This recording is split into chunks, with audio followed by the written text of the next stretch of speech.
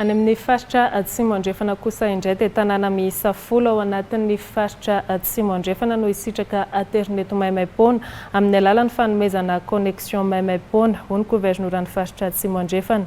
Ao ihany koa ireo sekoly isitraka izany ka tao amin'ny Lycée Laurent Botokeky Toliara nanomboan'io fametrahana connexion maimaimpoana io omaly.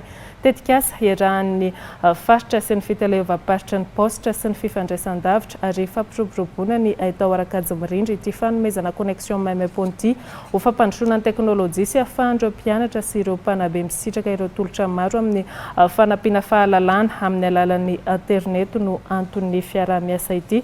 Ankoatr'izay dia maro ihany koa ireo tetikasa mahakasika ny fampandrosoana ny teknôlôjia ho apetraka any amin'ny faritra atsimo andrefana ho iatran'ny governoran'ny faritra.